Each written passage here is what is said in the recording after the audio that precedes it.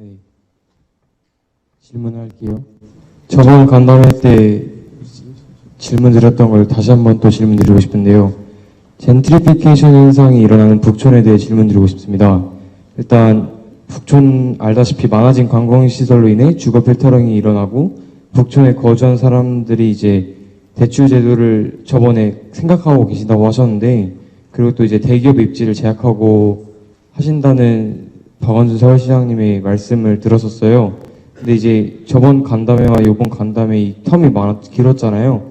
그래서 그 텀 동안에 있었던 변화 혹시 있었는지가 궁금하고, 이제 고등학생으로서 질문 드리고 싶은 건데요. 학생으로서 대한민국 국사 교과서가 지금 국정화 이런 게 이슈가 있잖아요. 근데 그걸 정부가 원하는 대로 바꾸려는 모습에 대해서 시장님께서는 어떻게 생각하시는지도 궁금하고, 이제 학생으로서는 전 이걸 어떻게 생각하는 게 옳은 것인지 그게 좀 궁금합니다. 그리고 대한민국 고등학생으로서 대한민국을 자랑스러워해도 되는 정부를 지금 운영되고 있는 것인지도 궁금합니다. 감사합니다. 지금 고등학교 1학년생이죠? 네.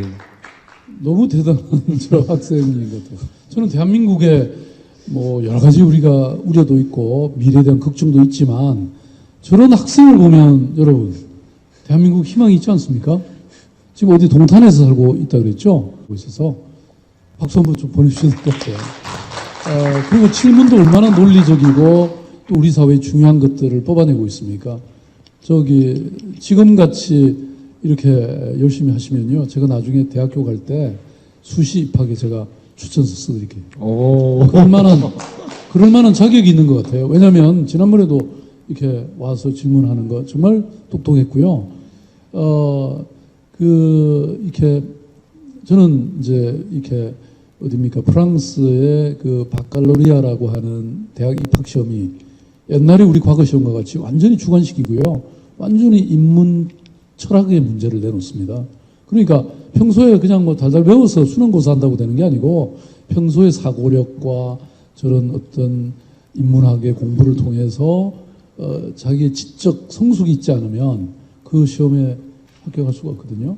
그러니까 나는 저 방금 질문한 학생의 경우에는 사실 뭐 학교 공부를 얼마나 잘하고 있는지는 잘 몰라도 대한민국 국민으로서의 정말 자질이 충분히 있는 정말 좋은 국민이 될 수 있는 그런 자격이 있다고 저는 생각하면서, 제가 그 답하기 전에 꼭 이 말을 먼저 하고 싶었고요.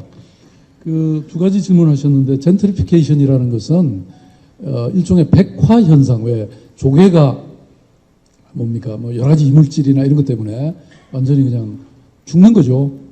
이런 걸 의미하는 이제 영어 표현인데, 말하자면 가난한 예술가들이 아주 그 임대료가 낮은 동네로 들어가서 이게 그 뭡니까 뭐 여러 가지 공방도 만들고 장사도 하고 그러면 동네가 아름다워지잖아요. 젊은 예술가들이 들어가서 하니까.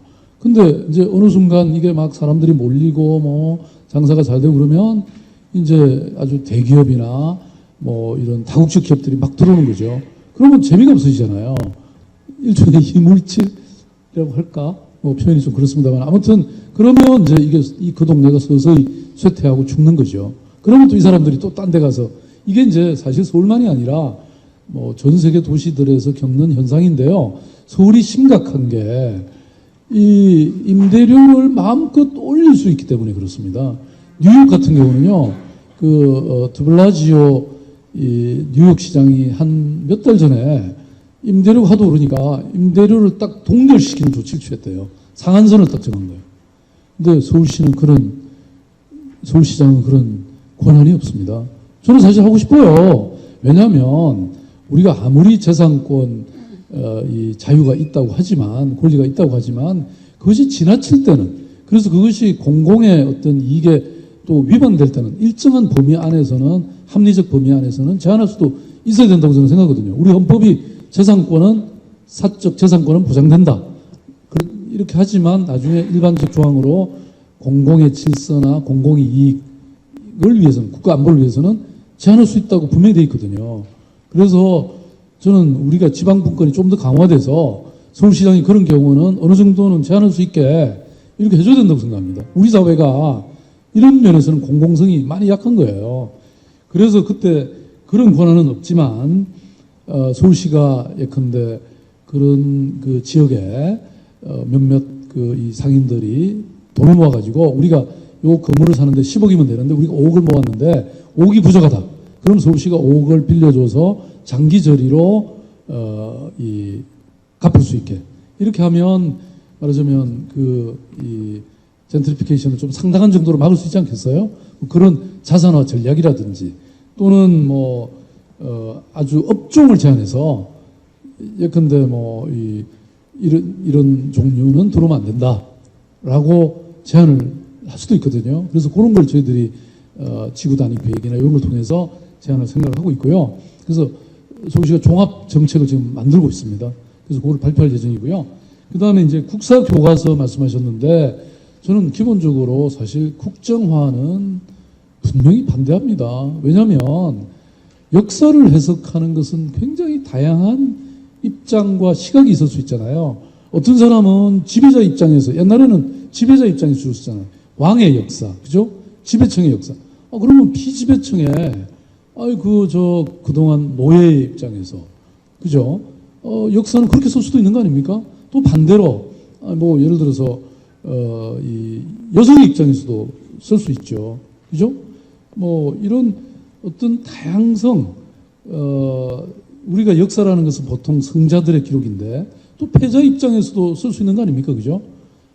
이런 다양성이 있는데 그걸 국가가 정한 하나의 어떤 이 입장으로만 역사를 쓴다고 하면 그건 굉장히 위험한 것이고 우리가 추구하는 민주주의의 큰 원칙에도 저는 반한다고 생각하거든요. 그래서 이거는 글쎄 왜 이렇게 저는 또 국민들이 상당히 반대도 하고 있고 또 지금 이 역사를 가리키는 많은 선생님들과 교수님들도 이렇게 반대하고 있는데 그걸 그렇게 억지로 밀고 가는지 저는 좀 사실 이해가 좀 안 갑니다.